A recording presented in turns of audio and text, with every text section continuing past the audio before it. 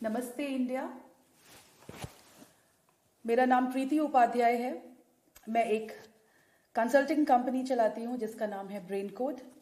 Brain code हमारे देश के लिए और विश्व के लिए बहुत अग्रसर होके फिंगरप्रिंट एनालिसिस के थ्रू आपको आपसे मिलवाता है। हम कहते हैं जब हम एक लड़के को पढ़ाते हैं तो एक लड़का पढ़कर तैयार होता है, बट जब हम एक लड़की को पढ़ाते हैं तो आने वाली कई जनरेशन्स तैयार होती हैं। वेल, आज हम बात करेंगे एडोलेसेंट गर्ल्स की और गर्ल चाइल्ड की। लड़कियां पढ़ाओ देश बढ़ाओ, ऐसी हम लोग बहुत सारे स्लोगन्स तो सुन रहे हैं। लड़कियां और लड़के दोनों एक बराबर हैं। यहाँ पर मैं लड़का वर्सेस लड़की की बात नहीं कर रही हूँ, हर बच्चा बहुत इंपॉर्टेंट है, लेकिन लड़कियों की बात स्पेशली इसलिए हो रही है बिकॉज ये लड़कियाँ ही हैं जो आगे बढ़कर हमें फ्यूचर जनरेशन्स में हमारे बच्चे हमें देती हैं, गिफ्ट करती हैं। अगर इन लड़कियों को हम सही समय पर सही तरीके से संभाल लेंगे तो आने वाली जनरेशन्स सारी कंट्रोल में रहेंगी, बहुत ही सात्विक तरीके से आगे बढ़ सकती हैं। अब ऐसा क्यों ज़रूरी है? लड़की अपने माँ बाप के साथ बहुत सारे प्यार के साथ रहती है, कंफर्ट जोन में रहती है, सेफ्टी के साथ रहती है, लेकिन एक समय आता है जिसको हम एडोलेसेंट एज बोलते हैं, जो अराउंड 12 साल से 16 साल की उम्र होती है।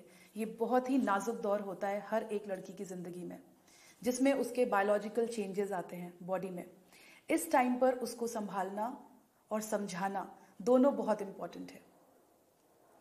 अपने जो बॉडी में चेंज आ रहे हैं, इससे कई बार कुछ लड़कियां बहुत ज़्यादा निराश होने लगती हैं, बहुत ज़्यादा जो बहुत पहले आउटस्पोकन होती हैं, बहुत बात करती हैं, खुश रहती हैं, वो एकदम से चुप हो जाती हैं। उनको सही तरीके से समझाना, गाइड करना बहुत ज़रूरी है। इन लड़कियों को उनकी सेफ्टी के बारे में, उसके साथ साथ उनकी पर्सनल हाइजीन के बारे में ये सब बताना बहुत ज़रूरी है। ब्रेन कोड हर तरीके से इन लड़कियों के साथ है, लेकिन यहाँ पर फिंगरप्रिंट्स कैसे काम आएंगे? हर बच्चा अलग है तो फिंगरप्रिंट्स भी सबके अलग हैं। इस बच्ची को कैसे संभाला जाए? इस बच्ची को अगर करेक्ट तरीके से हमने उसके डायरेक्शन में अलाइन कर दिया जो उसको पसंद है, हो सकता है उसको कुछ स्टिचिंग में, सिलाई कढ़ाई में इंटरेस्ट हो सकता है कुकिंग में इंटरेस्ट हो सकता है कंप्यूटर्स में, हो सकता है पढ़ने में, हो सकता है पढ़ाने में, हो सकता है समाज सेवा में। किस तरीके की चीज़ों उसको पसंद है, हो सकता है गाना गाने में, हो सकता है डांस करने में।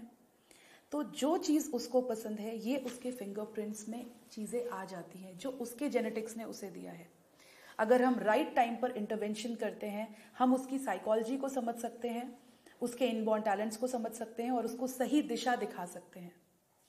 जब हम सही दिशा दिखाते हैं तो सही तरीके से वो लड़की आगे बढ़ने लगती है और उसके बाद शादी के बाद अपने बच्चों को, अपने पूरे परिवार को, अपने देश को, हर किसी को बहुत सही तरीके से आगे बढ़ाने में मदद करती है।